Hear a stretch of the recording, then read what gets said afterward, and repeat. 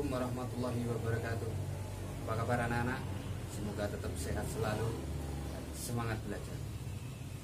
Baiklah anak-anak, sebelum belajar jangan lupa berdoa terlebih dahulu.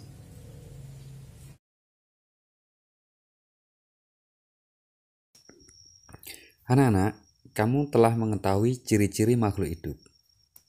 Amatilah teks dan jawablah pertanyaan-pertanyaan berikut ini untuk memahami ciri-ciri makhluk hidup lebih lengkap.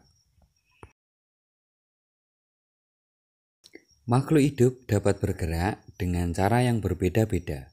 Manusia berjalan menggunakan kaki, ikan berenang dengan sirip, cicak merayap di dinding. Apakah tumbuhan juga bergerak, anak-anak? Kalian mengerti? Tentu bergerak. Baiklah anak-anak. Makhluk hidup dapat bernapas. Alat pernapasan makhluk hidup berbeda-beda. Manusia bernapas dengan paru-paru, ikan bernapas dengan insang. Nah, apakah nama alat pernapasan pada tumbuhan? Stomata dan lentisel. Apalagi nama alat pernapasan pada hewan selain insang pada ikan? Coba kita sebutkan.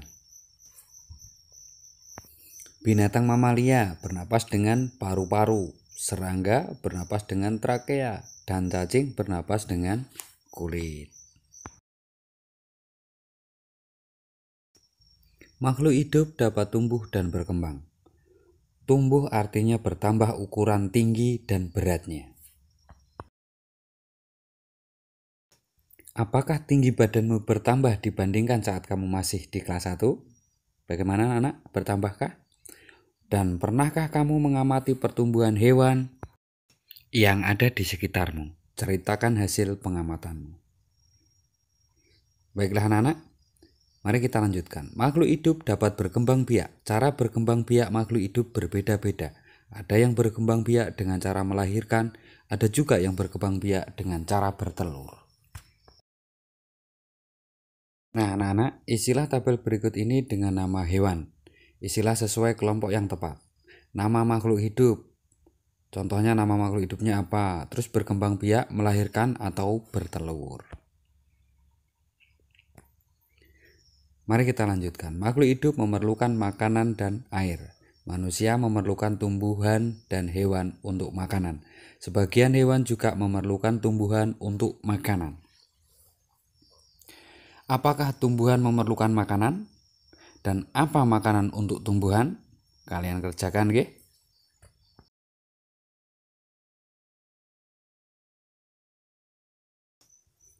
Anak, mari kita lanjutkan. Makhluk hidup peka terhadap rangsang. Kepekaan makhluk hidup terhadap rangsang berbeda-beda. Jika kita melihat sinar matahari atau sinar yang menyilaukan lainnya, dengan cepat kita akan menutup mata. Daun putri malu akan menutup daunnya jika disentuh. Buah pada pohon pacar Cina akan meletus jika disentuh. Landak dan kaki seribu akan menggulung badannya jika disentuh. Setelah mengamati teks tersebut, coba kamu sebutkan kembali ciri-ciri makhluk hidup, nggih. Dan buatlah kalimat berdasarkan kata-kata berikut. Berkembang biak, makanan, tumbuh, bernapas, dan bergerak. Kalian buat kalimatnya dengan benar dan baik. Nah anak-anak, ayo mencoba. Mari kita baca bersama-sama. Manusia adalah makhluk hidup yang paling sempurna. Manusia dapat melakukan gerak dengan bermacam-macam cara. Kalian perhatikan nomor 1 sampai dengan nomor 9. Tentu kalian akan mengerti, nggih? Bapak kira paham.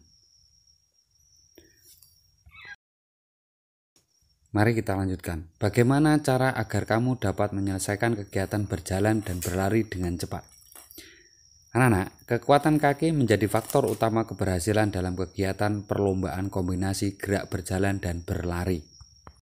Dalam setiap perlombaan selalu ada yang menang dan kalah. Pemenang harus bersyukur dan tidak boleh sombong.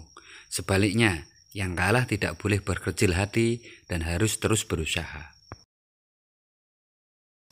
Ayo berlatih, bersyukur pada Tuhan.